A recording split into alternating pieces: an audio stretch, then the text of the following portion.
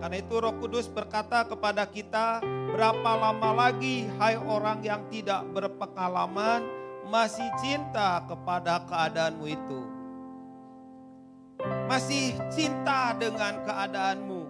Jadi kalau hari ini ada orang-orang benar yang hidupnya dalam luka, masih cinta dengan lukanya. Kalau hari ini ada orang-orang benar yang hidupnya ada kepahitan, masih cinta dengan keadaan kepahitanmu itu. Kalau hari ini ada orang-orang benar yang hidup dengan kebencian, nasihat firman Tuhan berkata, apakah kamu masih cinta dengan kebencianmu itu?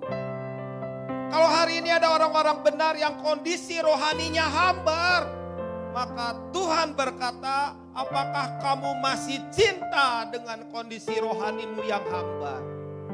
Ada orang-orang benar yang hidup rohaninya mentok secara rohani, mengalami kondisi yang sepertinya mau maju susah, mau mundur susah, kondisi rohaninya udah sulit. Tuhan berkata masih cinta dengan keadaanmu yang mentok.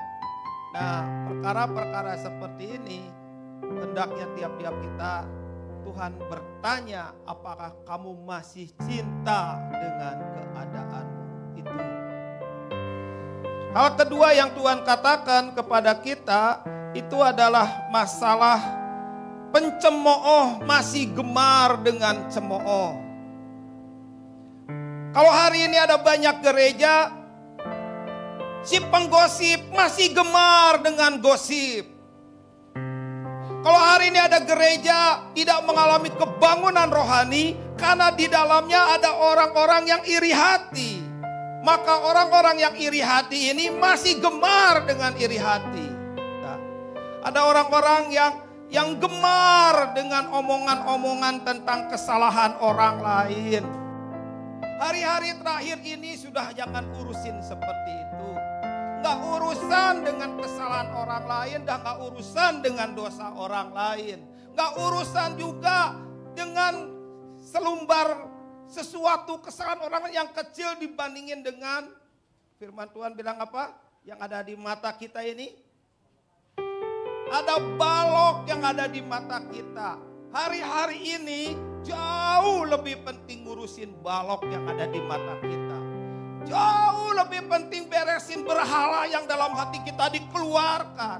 Hari-hari ini lebih penting ngurusin yang ada sampah dalam hati kita itu jauh lebih penting daripada ngurusin dosa orang lain, kesalahan orang lain. Hari-hari ini urus mesbahmu di hadapan Tuhan. Urus mesbahmu jauh lebih penting. Jaga hidupmu. Kenapa? Karena bagaimana Tuhan bisa menemukan mesbah yang berkenan kalau kita masih cinta dengan luka-luka kita, masih cinta dengan benci-benci kita, dengan masih cinta dengan sampah-sampah kita.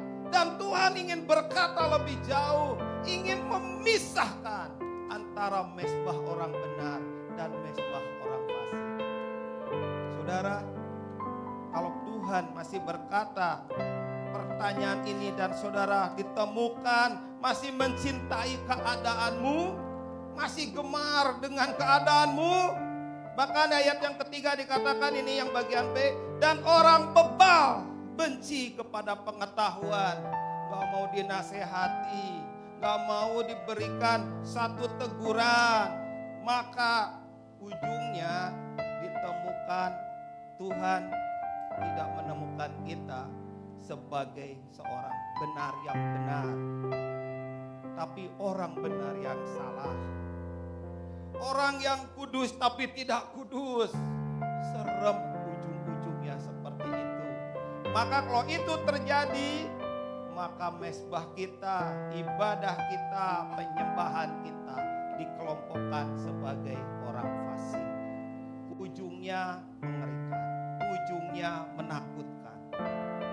Hari-hari ini mana yang lebih kita pilih? Apakah kita lebih memilih perkataan Tuhan, teguran Tuhan, suara Tuhan, atau apa yang merusak hati kita.